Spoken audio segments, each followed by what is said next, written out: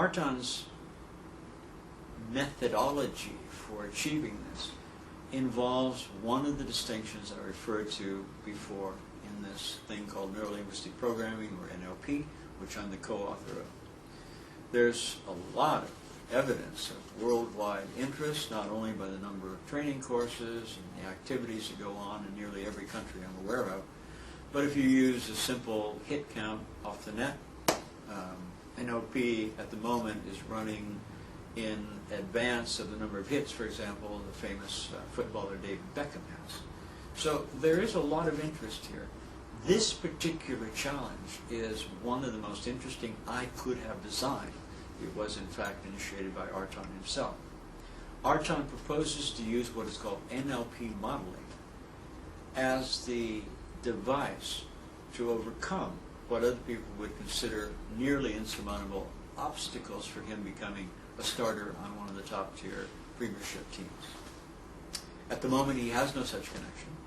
So you are in on the ground floor.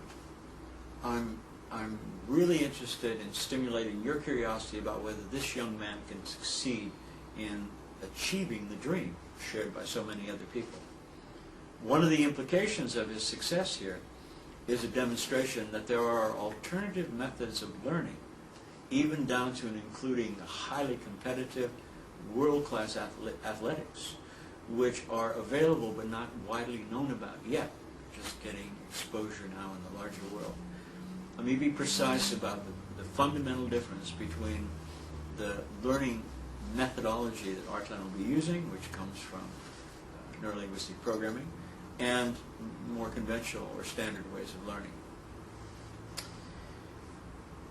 Here's the following dilemma, or shall I say, here's the following contradiction. We work very hard, even as young people, to create internal maps about our understanding of how the world works. As we do this, we, by trial and error, succeed, fail, correct, try something else, and we build these internal maps, which are our knowledge base about how the world works. All of these maps are wrong. That is, there's always a discrepancy between the menu and the actual dish that's served. There's always a discrepancy between the internal maps which we use to guide our behavior and what's actually out there. If we succeed, it's because the maps approximate adequately what's out there to serve as a guide, just as a map does in doing land navigation or moving on the motorways to a destination. The key difference here is what is called unconscious assimilation.